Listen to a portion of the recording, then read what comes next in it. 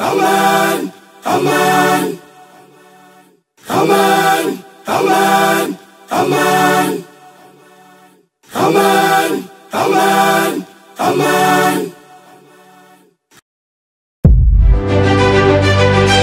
Avec Amani Radio Télévision, l'actualité est en continu sur les réseaux sociaux. Facebook, Twitter, YouTube. Soyez les premiers à être informés. Il est l'heure de vous informer, mesdames et messieurs. Nous sommes dans la commune de Manika où une bonne partie du quartier Moïse Tchombé est plongée dans les noirs. Et puis un autre fait d'actualité face à la recrudescence de la propagation de la pandémie à coronavirus dans la province d'Ul là-bas. C'est par cette note sportive que nous bouclons ce point d'actualité sur Amani Télévision et ça a été pour nous un plaisir de vous servir. Merci mesdames, merci messieurs. Mais aussi, vous pouvez nous informer en tapant les 097 00 00 97 2. Amani Radio Télévision, les bonnes et les vraies informations sont ici.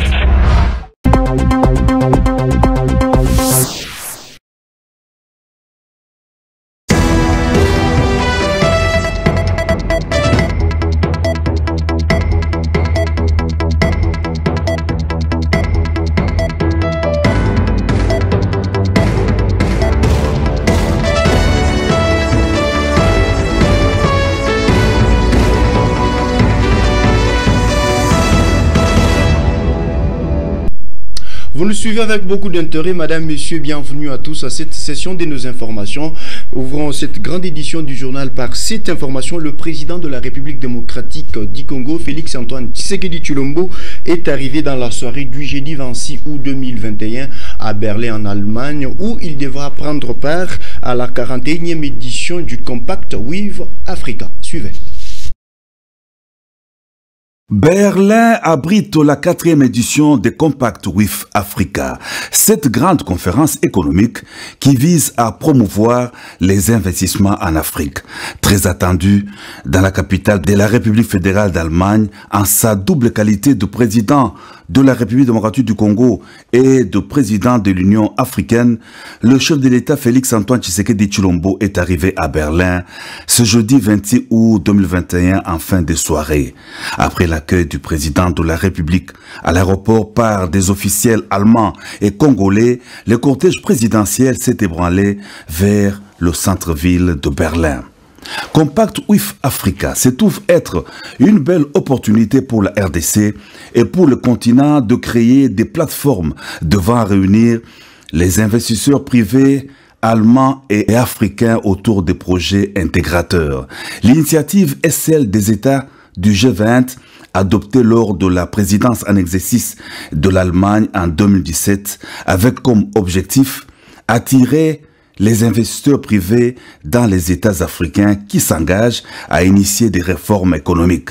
Les séjours du chef de l'État à Berlin prévoient également une rencontre bilatérale avec la chancelière allemande Angela Merkel et des échanges avec les patrons des grandes entreprises de la Chambre du commerce et de l'industrie allemande.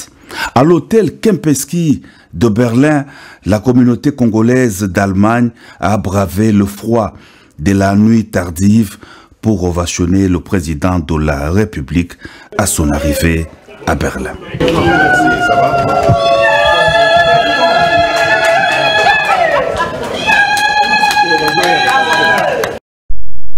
Et puis, la police nationale congolaise de la ville-province de Kinshasa a démantelé un réseau de fabricants de drogue hautement toxiques appelé Bombay. C'est une équipe avec à leur tête les Tunisiens qui ont été arrêtés et présentés devant le gouverneur Jantini Ngobila. Ce sont ces ressortissants tunisiens qui sont à la base des fabrications de la drogue Bombay. Ils ont été arrêtés mais dans le sac par la police nationale congolaise à Kinshasa dans la commune de Ngaliema. À ces maghrébiens dealers de ce qu'on peut qualifier d'industrie des catalyseurs, une pièce d'automobile servant à diminuer la pollution produite par les véhicules et qui est actuellement utilisée dans la fabrication de la drogue hautement toxique appelée dans la capitale RD congolais, Bombay. Le jeudi 26 août, le commissaire provincial a présenté les vendeurs et consommateurs de la drogue auprès du gouverneur de la ville-province de Kinshasa, Jantini Mbaka Bon nombre de dealers jouissent de bonne fortune qui les permettent de se soustraire de la justice par la corruption, alors que la police ville de Kinshasa œuvre en parents pauvres avec les moyens de bord et se trouve dans un dénuement total. Pour ce faire, nous nous permettons de solliciter auprès de votre autorité un appui financier pour nous aider au recrutement des informateurs afin de réduire sensiblement la consommation de drogue dans la ville-province de Kinshasa. Selon les enquêtes toujours en cours, ces Tunisiens sont depuis des années dans cette affaire de Bombay qu'ils envoient en Allemagne. Écoutez, nous sommes encore dans les enquêtes, comme nous avons saisi les sacs. On va voir les documents et puis on va les envoyer au parquet. C'est le parquet qui va décider. D'un ton ferme, le gouverneur Gentini parle déjà du sort qui leur est réservé. C'est Kanyama Kassese pour les champs. Bana, na moni mingi santé c'est bébé, iko na bino. Bana oyo tokotala na ba famille na bango, na ba tata na bango. Oyo famille arrondissement totindi na Kanyama Kassese bango baki ne peko sa bilanga lokola bino mais bino boza kokende kosa bilanga na kati na Kanyama Kassese. Na bandi ba PV na bango nyonso ezali et puis commissaire provincial na service national ba kosa sabino boke kosa bilanga au lieu de ces réseaux démantelés, baissera-t-il la consommation de ces produits toxiques? L'avenir nous en dira plus. Restons toujours à Kinshasa pour vous dire que l'ISP et l'UFASIC seront bientôt connectés au Wi-Fi RAM gratuit après l'Unikin, Kitambo Magasin et l'UNBT et l'ISTA. Ces projets et la concrétisation de la vision du chef de l'État, Félix-Antoine Tshisekedi Tshilombo, concernant la réduction effective de la facture numérique. Grâce au registre des appareils mobiles, RAM, la RPTC, Autorité de régularisation de la poste et des télécommunications du Congo, a installé des réseaux Wi-Fi gratuits dans plusieurs institutions d'enseignement supérieur universitaire depuis le début du mois de mai 2021. Après l'Université de Kinshasa, l'Université pédagogique nationale, l'Institut national des bâtiments et travaux publics, l'Institut techniques appliqués et à la place Kitambo Magasin, ça sera le tour de l'Institut facultaire des sciences, de l'information et de la télécommunication et à l'Institut supérieur pédagogique qui accéderont à l'Internet à haut débit du RAM, registre des appareils mobiles dans quelques jours. Les bénéficiaires de cette connexion, notamment les étudiants de l'IFASIC et de l'ISP, ainsi que les professeurs de ces institutions, recevront des explications de la part des ambassadeurs des RAM par la procédure à suivre pour accéder à cette connexion. La majorité des étudiants rencontrés considèrent le RAM comme une évolution dans le domaine des nouvelles technologies de la communication en RDC en matière de la téléphonie mobile. Ces projets de fournir des connexions Wi-Fi gratuits aux universités est bien accueilli par les étudiants interrogés.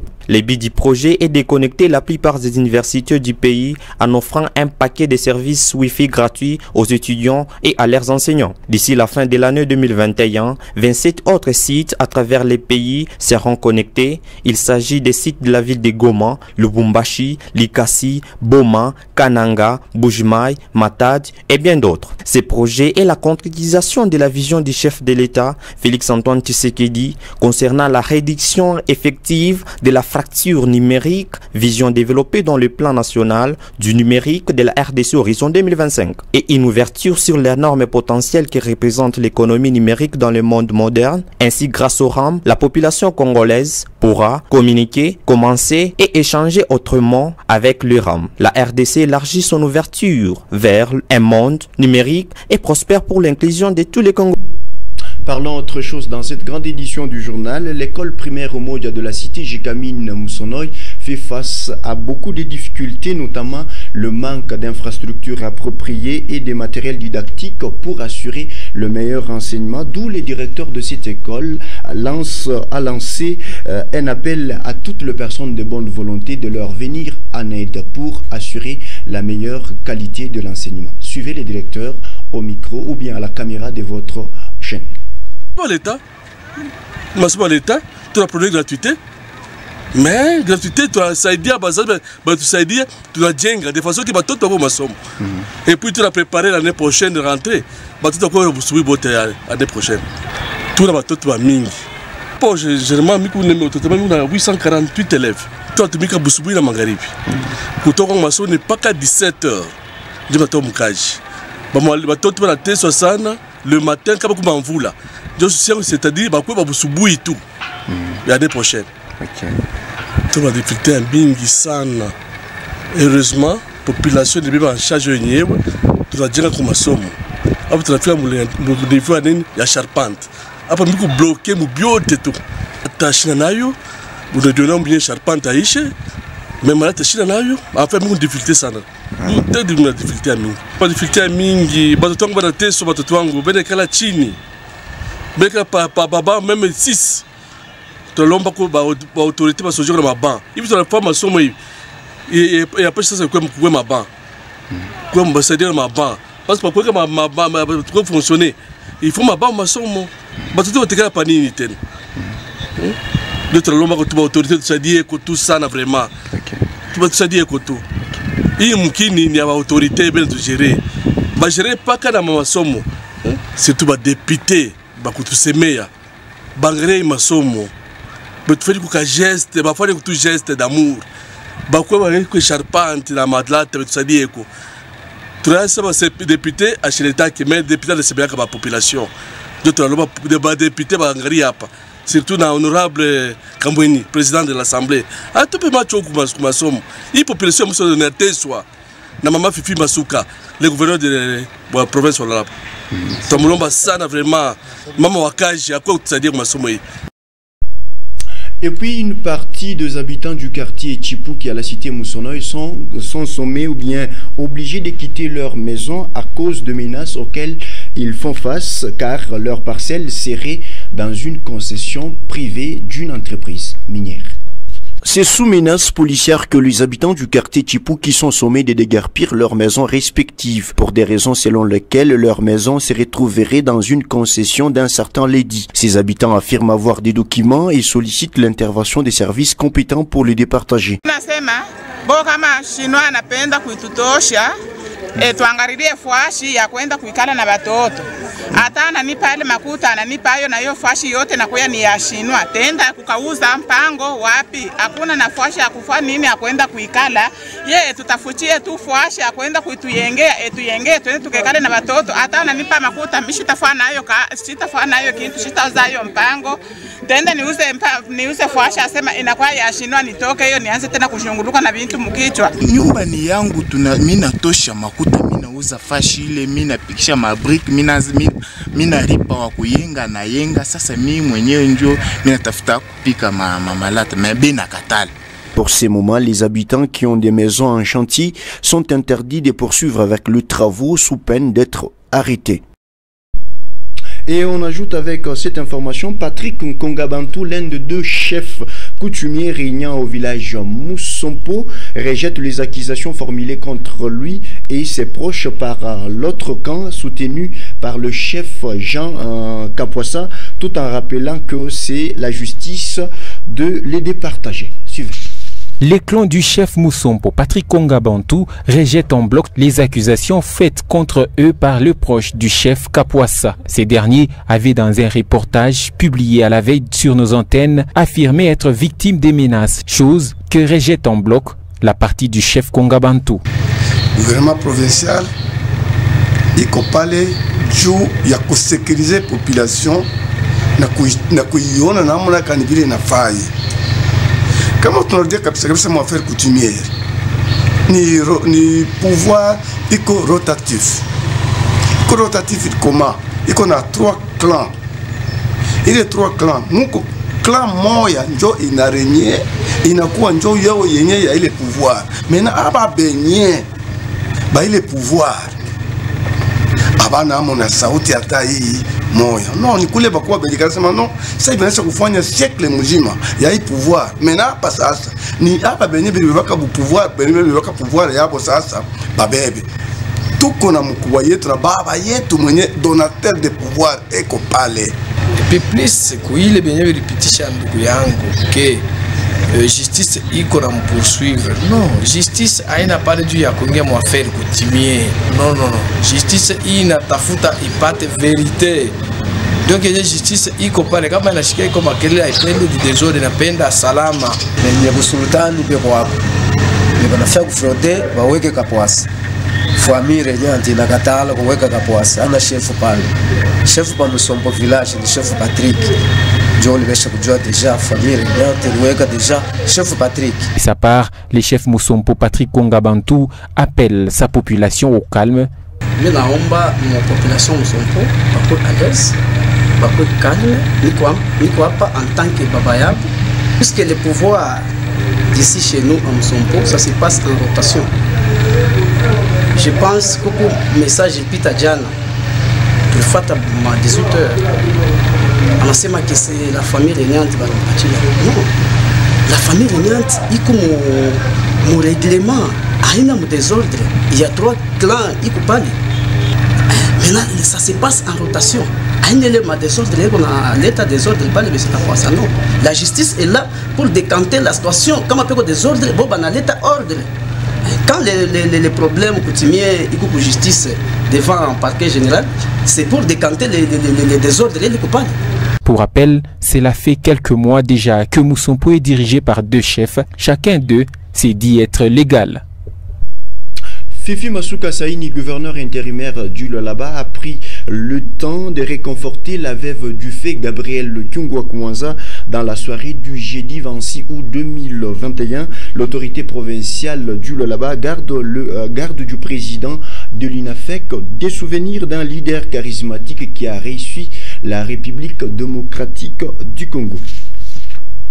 C'est aux environs de 19h heure locale de ce jeudi 26 août 2021 que Madame le gouverneur intérimaire du Lualaba a effectué son entrée dans la villa Ankoro de Lubumbashi dans la province du Haut-Katanga. À la résidence du désormais feu Gabriel Kyungwa Kouanza, décédé le samedi 21 août 2021 en Angola, elle a été accueillie par la délégation du comité fédéral de l'UNAFEC Lualaba avec René Lumunamu Bonde en tête.